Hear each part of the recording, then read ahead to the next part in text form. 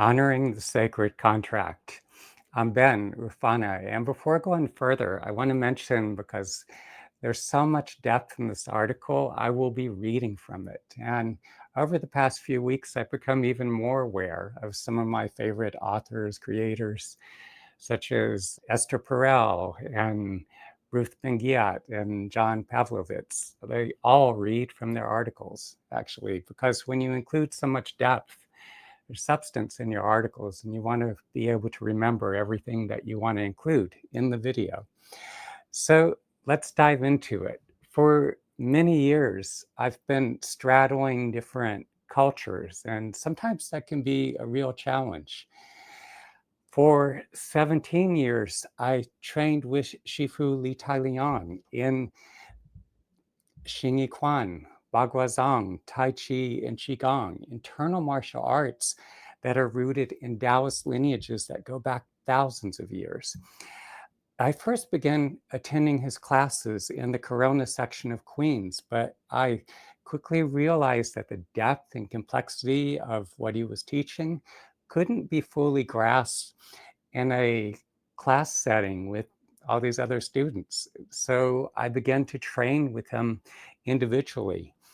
At the time, Shifu lived in the Babylon section of Long Island. And whenever I was in the New York City area, I would make the long commute to train with him at least once a week. He eventually moved to the Little Neck section of Queens. And when my living arrangement fell apart in Forest Hills, I ended up living in a small apartment building that he owned. I had my own little unit there, and for about 3 years. Lineages are an essential part of all the spiritual traditions I'm familiar with among the Native Americans, in the Hindu Vedic traditions, as well as within Sufism, Buddhism, and Taoism. Shortly after I began to train with Shifu, he performed a ceremony in which he initiated me into the lineage. Initiation is an important aspect of training in these disciplines. It helps establish a connection with those who have attained mastery over the course of thousands of years.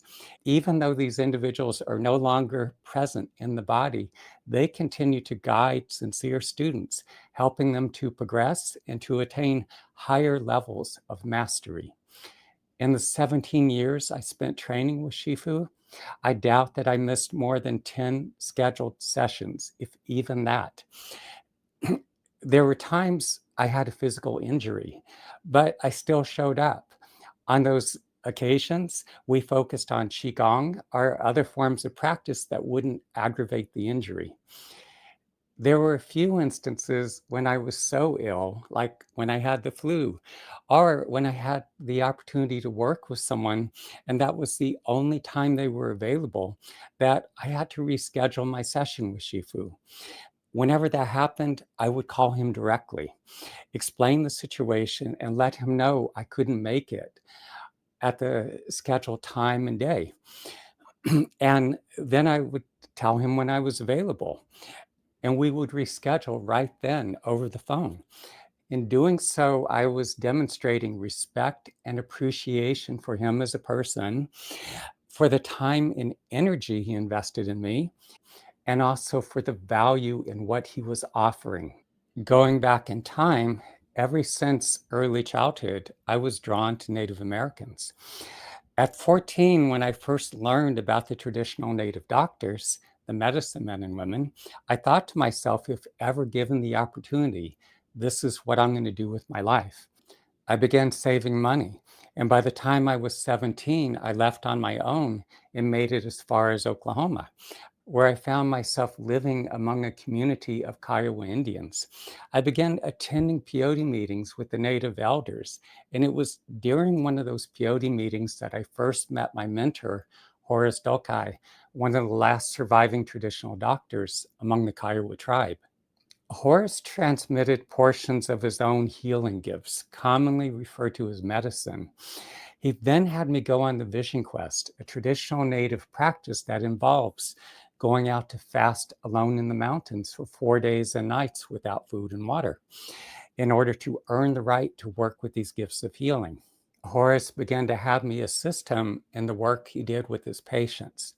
In one of the early instances, he had me remove blood clots from the leg of a man who had been left paralyzed from the waist down after a front end loader turned over on him. Sensing that I was hesitant to begin working on my own, Horace said to me, "I cannot show you everything you need to do. You need to start working with people yourself, and only then will this power begin to reveal itself to you."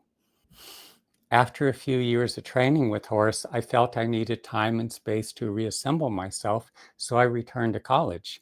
As I neared graduation, I gradually began working with people on my own, but I struggled because in many ways I lacked both business and interpersonal skills. And I often felt like I didn't know what I was doing. Still, I was passionate to learn, and over time, I began to develop greater proficiency. Horace, possessing paranormal abilities, was mind blowingly powerful. Definitely the most gifted healer I've ever encountered, even to this day. He could look into people's bodies and see with incredible accuracy what was going on inside. Even though he had a limited formal education and didn't know the proper anatomical terms, he would describe in great detail how illness was manifesting in the body of his patients. He was able to facilitate the healing of those with cancer, leukemia, and a wide range of other health related issues. Horace couldn't keep a telephone. The number would get out and it would be ringing off the hook with people needing his assistance. And he lived with his wife out on the Navajo reservation, but whenever he made trips back to Oklahoma, he would hide his van behind someone's house or in their garage because once people knew he was around, they would be trying to get to him. Horace had the advantage of being in the native culture where people had a much greater understanding of these healing traditions, being that it had been a part of their culture for thousands of years, although more and more of that is being lost with each generation. Native people who sought out Horace's intervention tended to be very respectful of him, even showing a kind of reverence. But even within his own community, there were times when his generosity and commitment were taken for granted.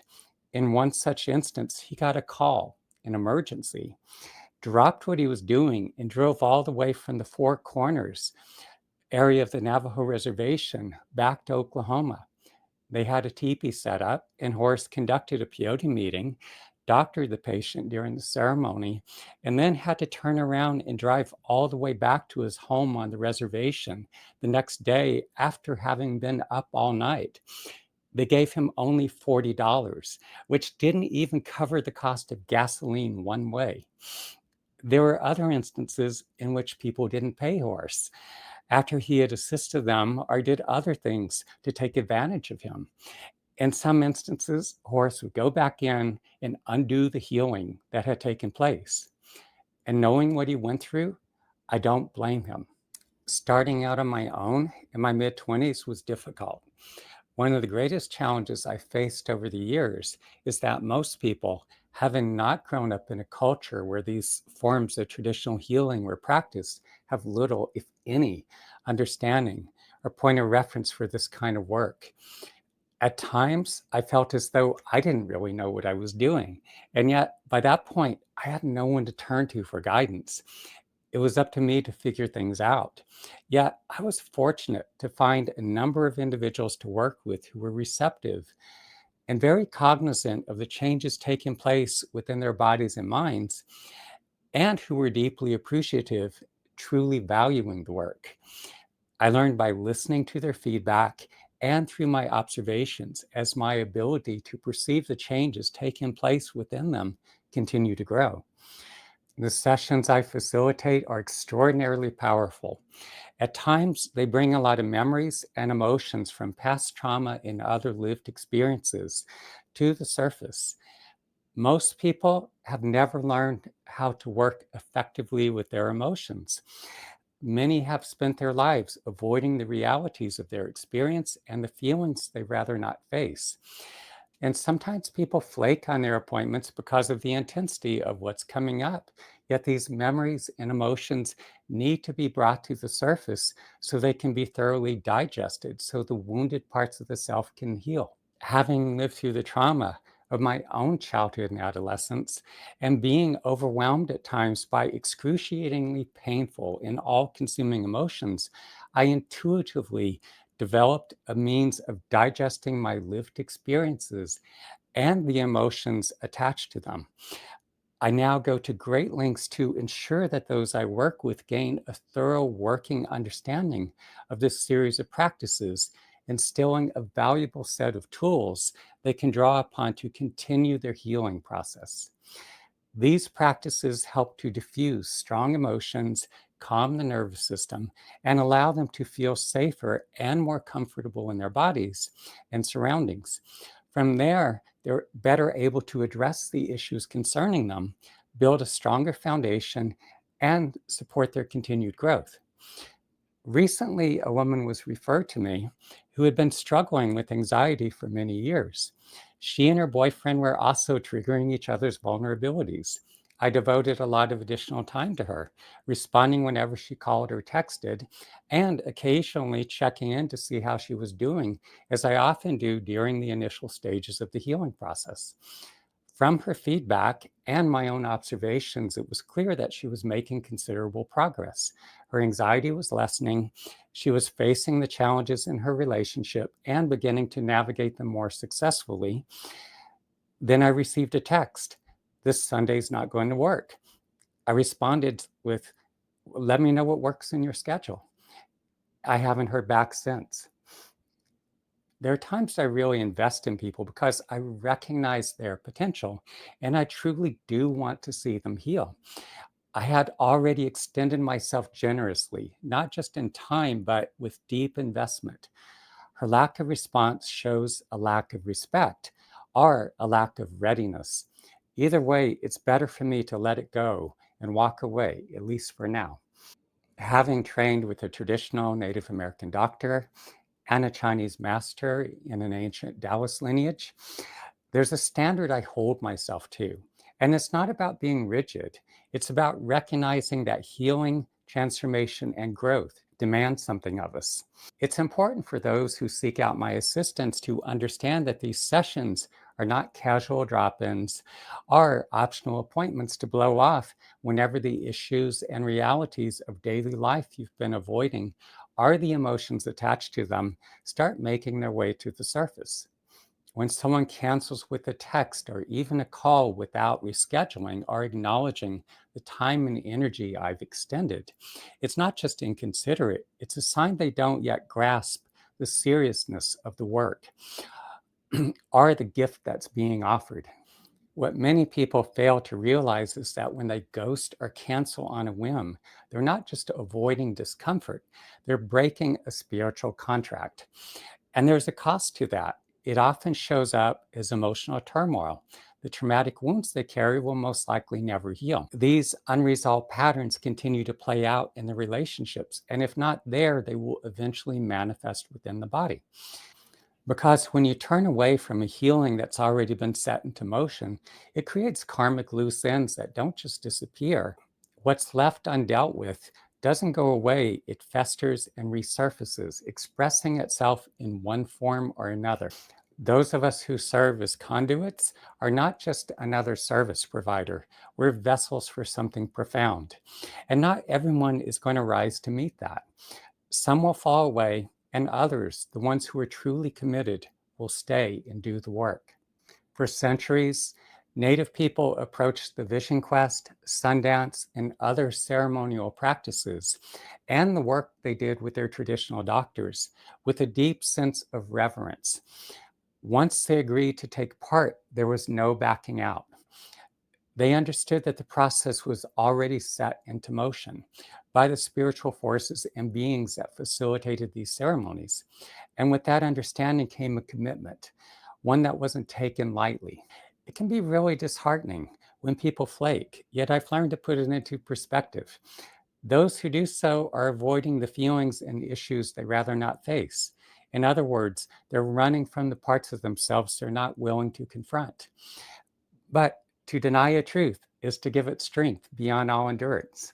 My mentor and other Native American elders would say, you're going to go through some things when you're up there on the mountain. If you're a coward and you've run away, you're just hurting yourself. Whatever comes at you, that's your test. You need to face it, deal with it. The reality is, healing will at times be uncomfortable. Growth requires confrontation, not only with the world, but with ourselves. As we take the steps necessary to facilitate our healing, we have to understand that we'll face immense challenges. Sometimes they'll come from the world around us, other times they'll rise from within, our own internal resistance, fear, or avoidance. One time, the day before going on a vision quest, I got food poisoning and I was throwing up like crazy that night. When I woke up the next morning, I had purple splotches all over my face and I felt like absolute hell. Despite that, I drank a gallon of water to flush my system. And shortly thereafter, I went on up the mountain to begin the vision quest. Years later, the forecast was looking especially ominous at the end of October as I headed back to the mountain. Sensing what was coming, I prepared for the impending storms. I usually sleep out in the open, but this time I brought a tent for shelter. I also secured a rain tarp above the tent, tying it to the juniper trees on either side for added protection. The storms were so violent at times, I thought they were going to tear the tent apart. And it was still storming when I came down after the fourth night. That morning, I packed my stuff hurriedly amid the pouring rain, lightning striking nearby, and headed on down. Despite the fact that these storms were potentially life threatening, I went anyway.